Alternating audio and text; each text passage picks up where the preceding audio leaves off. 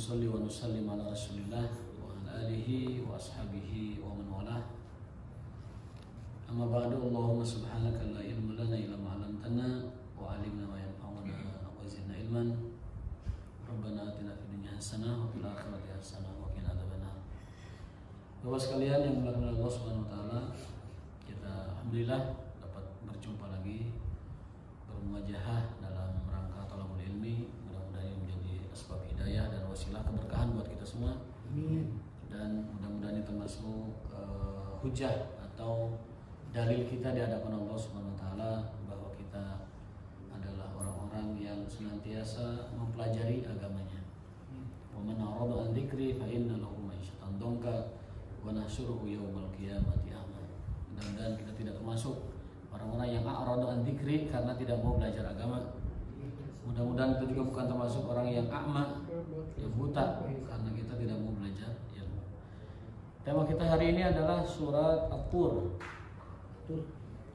Nanti setelah tamat juz 27 kita beralih ke kajian ayat-ayat pilihan saja. Kita cari dari Al-Quran dari awal Al-Baqarah sampai akhir Surah An-Nas, mana ayat yang favorit atau mana ayat yang pilihan yang sering dibaca di event, di munasabah atau di kesempatan-kesempatan yang penting begitu. Karena kalau terus ke 26, 25 itu takutnya terlalu berat juga. Dan cukup sampai 27 aja. Jadi 27, 28, 29, 30 cukup lah. At-Tur ini adalah surat yang ada di juz ke-27 ya. Termasuk surat Makkiyah karena isinya juga menguatkan kepada keimanan. Di sini bagian pertama surat At-Tur ini tentang sumpah Allah dan deskripsi tentang hari kiamat. Itu bagian pertama ya.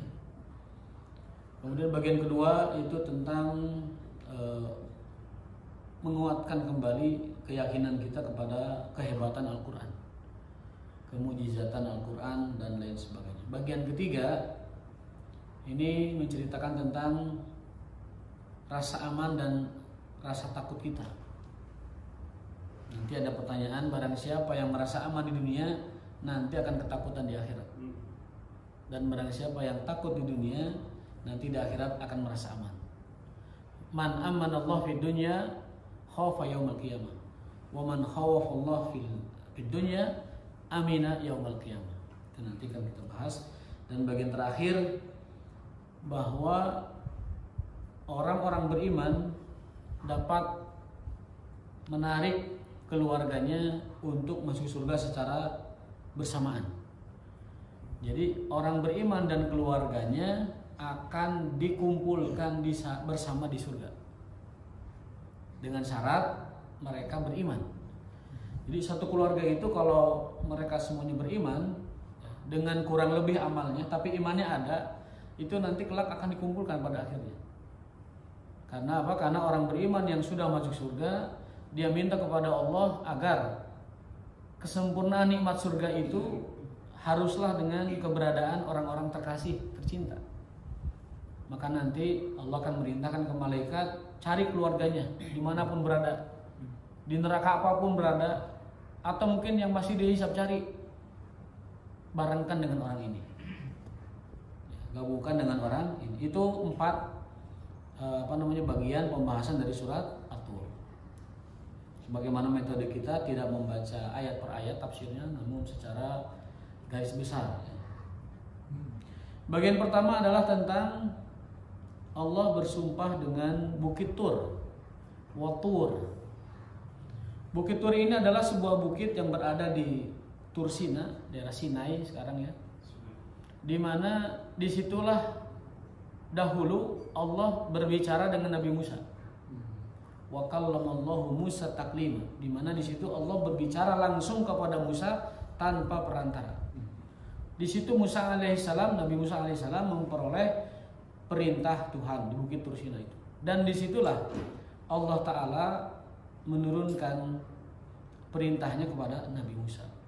Fakhla'na alaik innaka bil wadil muqaddas itu, wahai Musa, tinggalkan sendalmu, lepas sendalmu karena kau berada di bukit suci, bil muqaddas. Kamu berada di bukit suci, di gunung suci. Di situ Allah hadir, di situ Allah turun ke dunia, yaitu di bukit suci yang bernama Tur Sina. Nabi Musa disuruh lepas sendalnya, fakhla na'alaik, lepas sendalmu, innaka bil wadil muqaddasi tuwa. Jadi disitulah Nabi Musa menerima seluruh wahyu-wahyu Allah Ta'ala. Dan disitu pula Nabi Musa menerima perintah untuk mendakwahkan apa yang dia terima di bukit Tur Sina itu kepada sekalian masyarakat. Termasuk yang paling utama adalah Fir'aun. Idhab ila Fir'aun innahu tagha. Faqul hal laka ila an tazakka. Itu setelah dapat perintah di bukit Tur Sina. Kalimat Tur dalam bahasa Arab itu sebenarnya muradif dari Jabal. Kalau kita cari di kamus, At-Tur sama dengan Al-Jabal. Cuman ada bedanya. Tur itu gunungnya berpohon,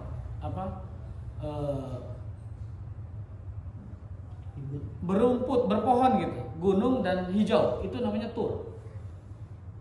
Kalau Jabal itu pengertiannya gunung batu. Jadi Jabal itu gunung batu, kalau Tur itu gunung yang ada pepohonannya. Jadi Ciremai itu Tur istilahnya. Tampomas itu Tur. Kemudian hampir di kita rata-rata gunung itu Tur. Nah, gunung yang tidak berpohon itu namanya Jabal. Jamalnya Jibal, Jabal, Jibal. Tur itu adalah bukit Tur. Nah, di situ Allah bersumpah dengan bukit Tur. Artinya bukit ini memiliki keistimewaan. Bukit ini memiliki kedudukan di sisi Allah Subhanahu wa Ta'ala. Tetapi kita manusia tidak boleh bersumpah dengan makhluk. Ya. Kalau Allah boleh bersumpah dengan makhluk, kita nggak boleh bersumpah dengan makhluk. Bahkan di dalam ruang lingkup ilmu akidah, Pak, bersumpah dengan selain Allah itu jatuhnya kepada syirik kecil. Syirik kecil ya. Sebagaimana dalam hadis, man halafa bi ghairillahi faqad asyraka. Barang siapa yang bersumpah dengan selain Allah, maka dia telah musyrik.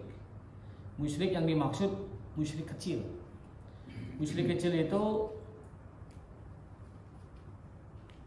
dikategorikan sebagai musyrik, tetapi tidak sama dengan musyrik besar. Itulah. Musyriknya musyrik, menghapus amalan yang mendekati itu, tetapi dia tidak berdampak kepada kekalnya seorang dalam neraka dan tidak mengeluarkan orang dari wilayah Islam atau dairatul Islam. Kalau syirik besar itu pelakunya keluar dari dairatul Islam, keluar dari lingkaran Islam. Pertama, yang kedua, pelaku syirik besar itu di nerakanya abadi, mukhalladun, abadi, dikekalkan oleh Allah di dalam neraka. Dan yang ketiga, amal-amal seluruhnya dibatalkan, dihapus. Itu kalau syirik besar. Dulu kita pernah belajar syirik besar. Syirik besar itu hanya 4. Syirik besar itu hanya 4. Apa itu? Ruku, sujud, nyembelih, doa kepada selain Allah. Ar-ruku' wa sujudu wa dhabuhu wa du'a li ghairillah. Itu adalah termasuk asyirkul akbar. Jadi kalau ada orang sujudnya kepada selain Allah, ruku'nya kepada selain Allah, menyembelih hewan bukan atas nama Allah, dan dipersembahkan bukan kepada Allah, lalu dia berdoa kepada selain Allah, 4 ini, ruku', sujud, doa, dan nyembelih, maka pelakunya adalah musyrik akbar, keluar dari Islam dan dikekalkan di neraka jahanam. Lalu amal-amalnya yang sudah-sudah dibatalkan. Ahbatallahu a'malahu. Hati-hati dengan syirik besar. Nah, syirik-syirik kecil ini beda. Syirik kecil itu amalan-amalan yang disebutkan di dalam Al-Quran dan hadis sebagai syirik, tetapi tidak masuk atau tidak diancam dengan neraka yang dahsyat gitu. Tidak diancam dengan keluar dari Islam, tidak diancam dengan kekal di jahanam, tidak diancam dengan hapusnya pahala. Ini syirik-syirik kecil, di antaranya riya, itu syirik kecil. Kemudian sumpah selain Allah, kemudian mengatakan ini berkat Allah dan berkat teman kita, ya bukan kemudian, itu syirik-syirik kecil. Bersumpah dengan selain Allah, syirik-syirik kecil. Jadi tidak diancam dengan neraka, tidak diancam dengan dihapus amal, tidak diancam dengan keluar dari wilayah dairatul Islam, agama Islam. Tapi disebutkan syirik gitu. Disebutkan syirik seperti tadi, man halafa bi ghairillah faqad asyraka. Barang siapa yang bersumpah dengan selain Allah, misalnya anak-anak sekarang tuh latah, sumpah deh gua mah demi apapun, itu udah musyrik itu. Musyrik kecil. Musyrik kecil. Jadi tidak berdampak kepada rusaknya iman, tidak berdampak kepada kekalnya di neraka, tidak berdampak pada amal yang dihapus. Tetapi kategorinya tetap musyrik. Musyiknya musyrik kecil. Kalau ruku seperti apa? Ruku itu kan ada orang ruku kepada selain Allah. Ada orang ruku kepada patung. Oh, Ruku. begitu. Ada orang kepada ruku pada patung. Ada orang ruku kepada kekuasaan. Ada orang ruku kepada penguasa. Ada orang ruku kepada raja. Ada orang ruku kepada ruku dalam rangka ibadah ya. Bukan ruku punten Pak. Itu mah tradisi budaya beda. Kalau ruku sujud dalam pengertian tunduk kepada pemimpin zalim,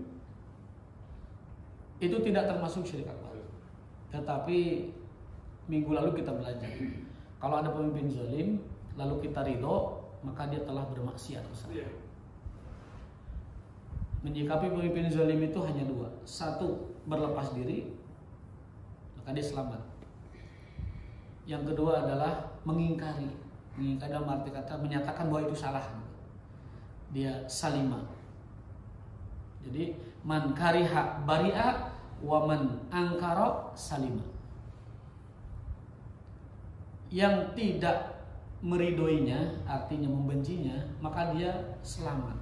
Bari'a. Minimal kita benci pada pemimpin zalim. Wa man angkara, tapi kalau kita lebih berani lagi menasihati atau mengingkarinya, faqad salima, maka dia selamat. Jadi mau kita lepas diri, mau kita selamat, itu ujung pangkalnya adalah ketidakridoan kepada zalim. Waman radiya wa taba'a. Namun apabila dia malah mencintainya, meridoinya, bahkan menurutinya, maka dia telah bermaksiat yang besar pada Allah Subhanahu wa taala. Itu pelajaran kita di hari Jumat. Masya Allah. Diminum dulu, ini ada garing. Bismillah. Alhamdulillah. Oke, di uyup lagi. Harus dituduh. Diseruput sakti ya.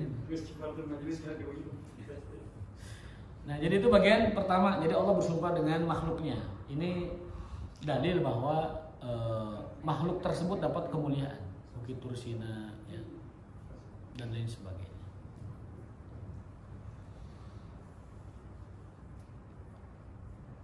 Kalau makhluk dilarang bersumpah dengan siapa.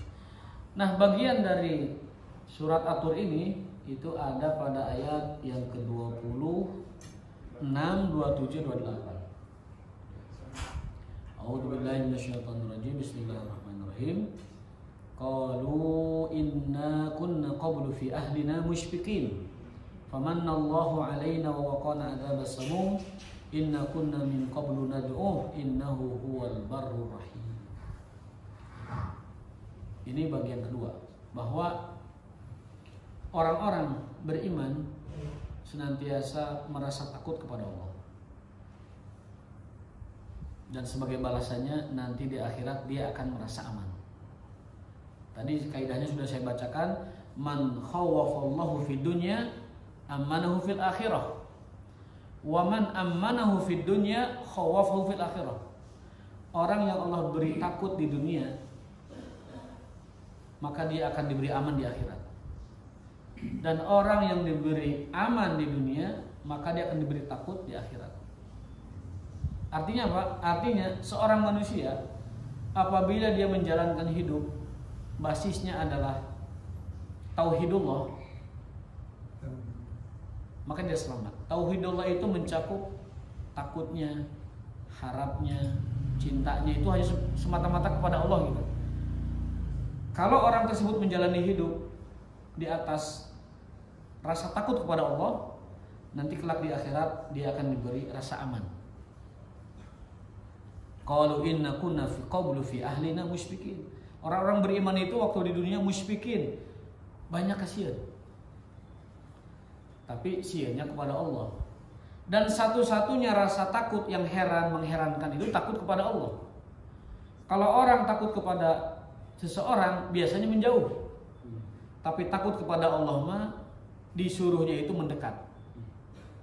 Kalau saya takut kepada KPN, saya akan menjauh dari KPN.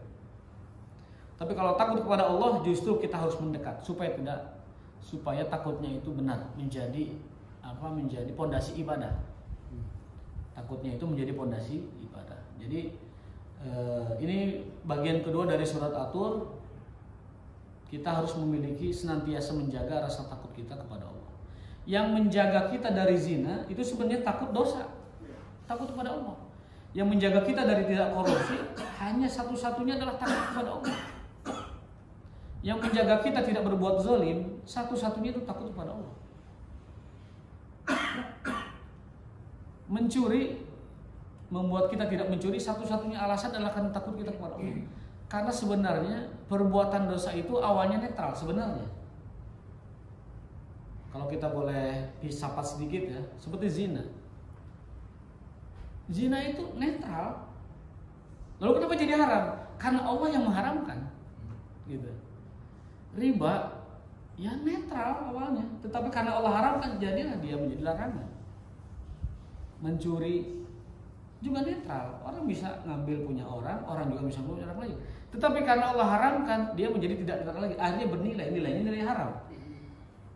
Gitu. Jadi haram tidaknya sesuatu itu awalnya adalah netral. Lalu kemudian Allah kasih itu hukum. Jadilah dia haram. Nah, orang yang banyak takutnya kepada Allah di dunia dengan tidak melakukan hal-hal yang maksiat, semata-mata takut kepada Allah, maka nanti di akhirat dia akan merasa aman. Karena dia di dunia takut kepada Allah, di akhirat takut. Dan ternyata puncak keilmuan seseorang itu adalah rasa takut kepada Allah. Umar bin Khattab mengatakan sesungguhnya puncak dari ilmu itu takut kepada Allah. Bahkan lafaz takwa diambil dari kata tako. Tako itu takut. Udah jadi bahasa Indonesia. Ittaqo yattaqi ittiqoan. Tako bisa dua arti. Tako itu taki-taki, jaga-jaga. Bisa tako itu takut. Tuqatun, takut. Ya. Jadi puncak ilmu itu adalah takut. Dan takut adalah inti dari ketakwaan. Tapi takutnya kepada Allah, bukan takut kepada istri, bukan takut kepada atasan, bukan takut kepada ya kalau takut biasa lo normal saja, orang takut ke anjing biasa, takut ke yang membahayakan biasa, tetapi tidak boleh takut itu menjadikan dia lebih takut dari Allah Subhanahu wa taala. Itu poin kedua. Jadi takut dan aman ya. Bahkan orang yang di dunia ini merasa aman, dialah orang yang paling sial dan apes. Faman ya'manu makrallah faulaika humul kafirun. Orang yang merasa aman dari Allah itulah orang-orang kafir. Faman ya'manu, barang siapa yang merasa aman min makrillah, dari pantauan Allah, dari hukuman Allah.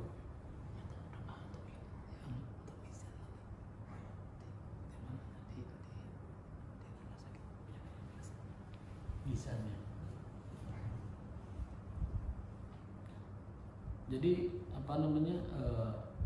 orang-orang yang di dunia ini merasa aman itu hanya orang kafir. Faman ya'manu min makrillah faulaika humul kafirun. Barang siapa atau hanya orang-orang yang kafirlah yang merasa aman dari Allah. Faman ya'manu, orang yang merasa aman dari pantauan, dari pemeriksaan, dari monitor Allah Ta'ala, dia adalah orang-orang kafir. Atau hanya orang-orang kafir yang merasa aman dari Allah. Contoh orang kafir merasa aman begini, lah riba mah tidak akan menyebabkan miskin, makan aja riba. Dia tidak takut kepada ancaman Allah. Fa'dzanu biharbin minallah. Kan kata Allah, orang yang makan riba ngajak perang dengan Allah. Nah orang kafir mah nggak takut, gitu. Khamr, lah saya minum khamr sehat-sehat saja. uang saya juga banyak. Nah itu orang yang tidak takut dengan makar Allah itu seperti itu.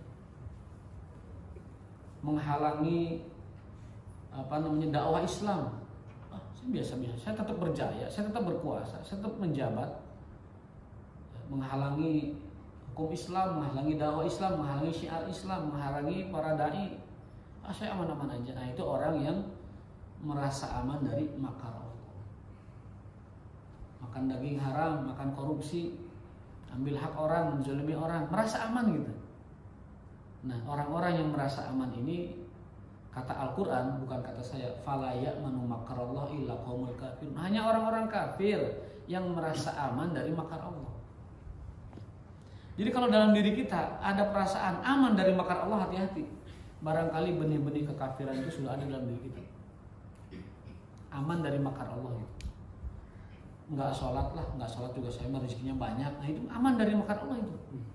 Merasa aman dari Allah itu begitu. Auzubillah ya. Hati-hati dengan perasaan aman dari Allah ini. Itu bagian kedua. Bagian ketiga dari atur ini adalah tentang bahwa orang-orang beriman akan disertakan dengan keluarga mereka nanti di akhirat. Dan di surga, ya di akhirat itu di surga. Ayat 21 dalilnya. At-Tur 21. A'udzubillahi minasyaitonirrajim. Walladzina amanu wattaba'athum dzurriyyatuhum biiman. Dan orang-orang beriman lalu diikuti iman itu oleh dzurriyyatuhum, dzurriyyatnya, keturunannya. Biimanin, dengan keimanan yang sama.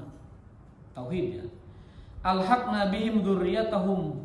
Kami akan gabungkan, kami akan ikutkan keluarga mereka yang banyak itu bersamanya di surga. Wa ma alatnahu min amalihim min syai'. Kami tidak mengurangi sedikit pun amal mereka. Kullu imri'in bima kasaba rahin. Setiap manusia bertanggung jawab atas perbuatannya. Jadi ayat ini dalil bahwa keluarga yang satu iman akan disertakan dengan ahli surga yang masuk surga. Ahli keluarga yang masuk surga. Ada sebuah hadis riwayat Ali bin Abi Thalib. Beliau itu meriwayatkan bahwa Rasulullah SAW mengisahkan ada orang-orang yang sudah masuk ke dalam surga. Tiba-tiba orang itu balik lagi, mulai maning balik lagi. Mana masih Tuhan? Rawono itu piye? Mulai maning. Dalam tanda petik komplain kepada Tuhannya. Ya Rabbi, aina ahli? Di mana keluarga saya? Aina auladi? Di mana anak-anak saya? Lalu Allah menjawab, nah ini juga jangan ditanya nih, jawabnya pakai malaikat atau Allah sendiri bertanya, Allah alam. Karena hadisnya wakila, dikatakan pada mereka. Nah kalau dikatakan itu bisa jadi Allah, bisa jadi malaikat. Kalau ada Handoyo suka bertanya begitu, malaikat atau Allah yang bicara. Nah itu menjadi masalah yang sebenarnya tidak urgen. Yang berkatanya Allah atau malaikat, karena bentuk fiilnya fiil majhul. Kila dikatakan pada mereka. Innahum laisu ala darajatika. Sesungguhnya keluargamu tidak sepadan amalnya. Ibadah mereka itu nggak level sama kamu gitu. Kurang lah pokoknya. Keluargamu tuh kurang amalnya, nggak cukup untuk ikut kamu di sini. Innahum laisu ala darajatika, bimakna innahum laisu ala amalika. Sungguhnya mereka kurang amalnya, nggak cukup. Anak-anak itu nggak sesoleh bapaknya lah. Orang tua mereka nggak sesoleh anaknya, orang yang masih surga itu. Pokoknya keluarganya itu tidak sesoleh bapaknya. Mun bapaknya maka masjid wae, anak namanya di imah sholat meureun gitu tah. Gambarannya teh. Bapak nama ka masjid wae, anak nama misalkan ya rada metal satu. Bukan jambul kali. Kan kerjaan nongkrong tapi imannya kuat gitu loh. Ala kan ada syaratnya di sini. Biimanin. Nah itu. Salah satu iman gitu. Imannya sama, amalnya kurang gitu. Bapak nama tahajud, anak nama belajar. Itu kan ibadah sama, cuma tidak tahajud gitu. Innahum laisu ala darajatika. Iman mereka tidak sama dengan imanmu. Amal mereka tidak sama dengan amalmu. derajatmu, derajat mereka tidak sama derajatmu, ibadah mereka tersalah dengan ibadah kamu kan gitu. Apa jawaban hamba tersebut? Jawabannya adalah aku beramal dulu, niatnya biar mereka bareng ke sini. Aku dulu beribadah, beramal soleh, kemudian menunaikan perintahmu dan laranganmu. Aku ingin kalau aku masuk surga, minta kepada engkau mereka ikut aku gitu. Apa jawaban Allah? Cari keluarga mereka itu di mana itu, malaikat itu. Cari, ambil dan ikutkan dengan orang. Akhirnya keluarganya dicari, dikumpulkan, diabringkan ke surga. Jantan pamike pen lebat ke surga atau sabondoyot itu ngabring ke surga. Walaupun amal mereka kurang, nggak selevel dengan amal KFN, tetapi satu syaratnya biimanin, imannya itu tidak tercampur kemusyrikan. Imannya itu benar-benar iman yang benar, yang kokoh, iman yang sejati, bukan iman yang yalbisu imanahum bizulmin. Ada Al-Quran menggambarkan ada orang-orang imannya itu yalbisu, tersubhatkan, tersamarkan, tercampur bizulmin dengan kemusyrikan. Zulmin itu musyrik di sini. Makanya inna syirka la zulmun azim. Sesungguhnya kemusyrikan adalah kezaliman yang paling besar. Itu doktrin Quran. Inna syirka la zulmun azim. Sesungguhnya kemusyrikan adalah dosa yang paling besar. Makanya dalam menafsirkan ayat tadi kita tafsirkan dengan ayat yang lain. Sesungguhnya orang-orang yang beriman, innalladzina amanu walam yalbisu imanahum bizulmin, dan tidak tersubhati keimanannya bizulmin dengan kemusyrikan. Mereka lah orang-orang yang nanti akan selamat sampai surga, sampai akhirat. Berarti Pak, ada orang-orang yang beriman sih beriman, tetapi yalbisu, terkotori, tercampur, tersubhat. Ini bahaya ini, tersubhat. Yalbisu itu tersubhat, samar bagi dia imannya itu dengan kezaliman, kemusyrikan. Berapa tahun jaraknya? Jarak dari yang dipanggil, dengan yang dipanggil.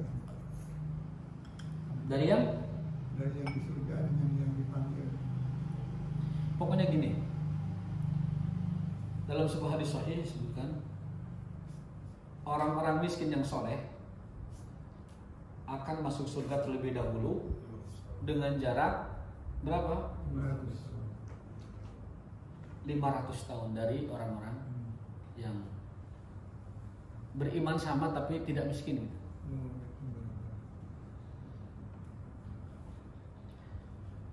Jadi dengan analogi itu maka kita dapat membayangkan kalau orang miskin yang soleh masuk surga duluan 500 tahun daripada orang kaya sama-sama soleh, itu berarti orang itu dipanggil ke ke surga itu ya berbeda-beda gitu.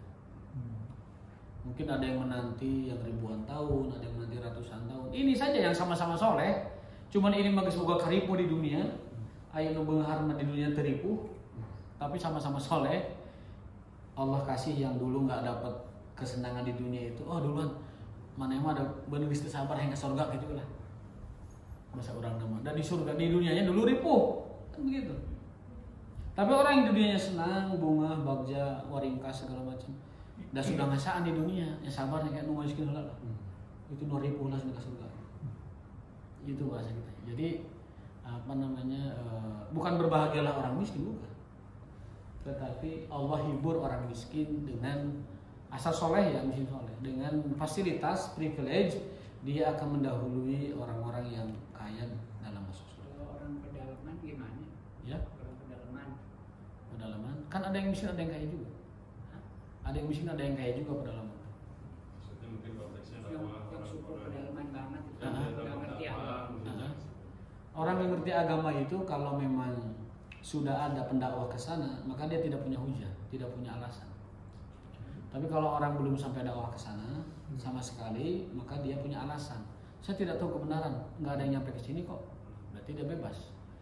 Sebebas-bebasnya, tapi itu dalam istilah ilmu teologis itu disebutnya ahli fatrah.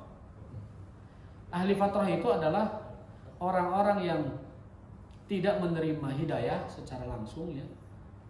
Tidak mendengar hidayah secara langsung, Jadi mereka itu ditempatkan di fatroh, di a'raf namanya. Ada tempat namanya a'raf, itu tempat tidak di surga, tidak di neraka. Untuk siapa a'raf itu? Satu, untuk orang-orang gila yang tidak punya akal. Yang kedua adalah untuk orang-orang yang tidak sama sekali tidak mendengar hidayah. Jadi satu bagi orang yang tidak punya akal, yang kedua adalah bagi orang yang tidak pernah mendengar hidayah. Itu tempat di a'raf. Tapi kata beberapa tafsir, a'raf itu pada akhirnya mendapat syafaat Rasulullah, masuk dalam surga pada giliran akhirnya nanti. Termasuk mereka juga yang tadi di ashabul a'raf itu akan dimasukkan dengan syafaat Rasulullah SAW. Tapi pendapat saya, asumsi saya, zaman sekarang rasa-rasanya sepertinya sudah tidak ada lagi orang yang tidak mendengar dakwah Islam. Sepertinya media, ya. Eskimo juga mungkin sudah ada orang-orang mungkin adventurer Muslim yang kesana mungkin sudah ada juga. Ada ya? Mungkin kawan-kawan dari tabligh juga sudah kesana tuh ke Alaska mungkin alam. Udah kesana mungkin para pendakwah artinya dakwah ini sudah mubalagh, sudah tamat tablighuha ila aqsa dunya, ila akhir dunya sudah. Saya yakin begitu ya, dengan media semacam. Jadi tidak ada alasan. Tapi kalau memang betul orang tidak benar-benar tidak pernah tahu itu ada agama Islam, tidak pernah tahu bahwa Muhammad SAW adalah Nabi yang telah diutus, betul-betul tidak tahu, maka dia termasuk ahlul fatrah. Pada Islam hanya ke ChatGPT, mana lebih utama orang Islam yang punya harta, tapi hartanya digunakan untuk kepentingan dan lain-lain. Ya. Dengan orang Islam yang miskin, Tidak juga dia cukup punya peran apa-apa. Tapi dia tidak punya peran dalam katanya kata sejarah itu boleh utama yang kaya. Ya, ada kaidah. Al-ghani syakir afdalu minna al-miskin sabir atau minal fakir sabir. Orang kaya yang bersyukur itu lebih afdal daripada orang miskin yang bersabar. Sabar dan syukur itu ibadah yang mulia, dua-duanya mulia. Yang sabar mulia banget. Bahkan innallaha ma'as-sabirin. Tapi yang syukur juga mulia banget. Wa qul malu wa malu ala Dauda syukran. Bahkan syukur itu adalah puncak penghambaan pada Allah. Syukur ibadah itu kan ada yang khauf, ada yang ada yang roja, ada yang syukur. Itu syukur udah puncak tertinggi ubudiyah itu. Jadi pada dasarnya orang kaya yang bersyukur itu lebih afdal daripada orang miskin yang bersabar. Orang miskin beribadah dengan sabarnya dapat pahala, dan orang kaya beribadah dengan syukurnya. Jadi dua-duanya afdal. Tapi kalau ditanya mana yang afdal, tentu yang kaya. Kenapa? Dengan kesyukuran orang kaya, maka dia mendapatkan pahala yang lebih besar dari orang miskin karena banyak menolong orang lain. Menolong dakwah. Bahkan kata Buya Hamka bahwa uang itu tulang punggungnya dakwah. Kalau tidak ada uang, ngelepes dakwah itu. Ya. Ngerumpuyuk bangunan dakwah itu kalau tidak ada uang. Jadi tulang punggung, tulang penyangga dakwah itu ya harta. Kalau nggak ada harta ngerumpuyuk. Maka jihad itu amwal dulu kan. Konteks jihad bi amwalihim wa anfusihim. Harta dulu, karena dia menjadi penyangga, menjadi penopang. Ya, jadi dikuatkan oleh hadis Nabi SAW. Ada sahabat yang datang kepada Nabi dengan rasa iri karena ibadahnya merasa kurang dan mengatakan dhahaba ahli dusul bil ujur, ya Rasul, orang kaya borong pahala.